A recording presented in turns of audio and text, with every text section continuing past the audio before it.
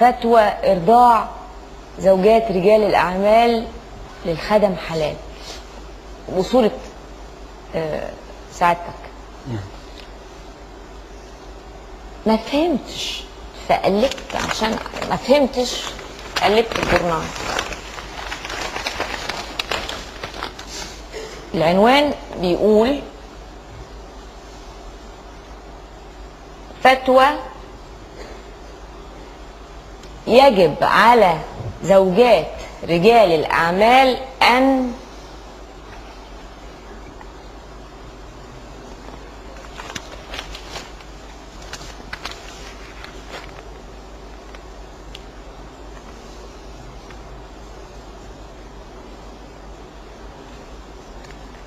ملخصها ان الزوجة التي تتعامل مع غرباء ويدخلون منزلها بصفة دورية فإن عليها أن تقوم بإرضاعهم حتى يصبحون محرمين عليها، ويمكنها أن تتعامل معهم بلا حرج باعتبار أنهم أصبحوا أولادها.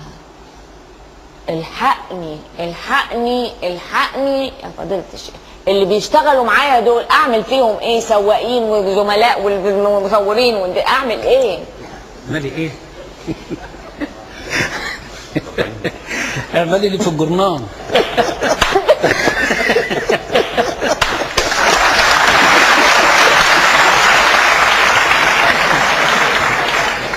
الحديث الذي يقول الرسول عليه الصلاه والسلام عن السيده عائشه: خذوا نصف دينكم من هذه الحميرات. حديث صحيح؟ صحيح.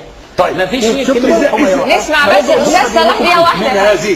من هذه حين ينسب هذا الحديث لستنا عائشه التي قال الرسول عليه الصلاه والسلام فيها: خذوا نصف دينكم من الاربع، يبقى كده انت على طول مصداقيه. دي مش راويه واحده، دي الراويه التي قال ونصحنا الرسول بان ناخذ نصف ديننا منها.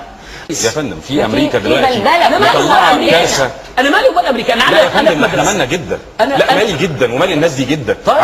عشان الكتاب بتاعنا ده اللي هم، والكتاب اللي عايزين يلغوا بيه الكتاب ده، لا مهم جدا ان النهارده علمائنا الافاضل والاجلاء يعني يقولوا لنا اللي بيقولوه ده بلاش، يعلمونا علشان نرفض ده، ما نبقوش بس لو جينا نكتب في ارض بالظبط يا فندم. في كتاب منشور في السوق، انا راجل انزل اصلي الاول اسند برجلي بركبتي ولا اصلي اسند بايدي؟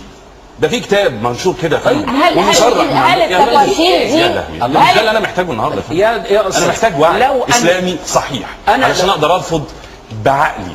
لما اجي النهارده تبلبلني اسمع غنى ولا ما اسمعش، اعمل زي بقى ما بشوف في الافلام. الشيخ ده بيضحك عليا ولا بيقول لي الحقيقه؟ انا متلخبطه، في خلاف بينكم. مذيعه قبلك قالت لي: يا دكتور عبد المهدي انت متهم بالارهاب.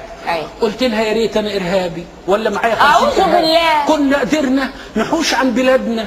هو الارهابي بيحوش عن بلاده؟ وهو الارهابي ما بيحوش عن بلاده.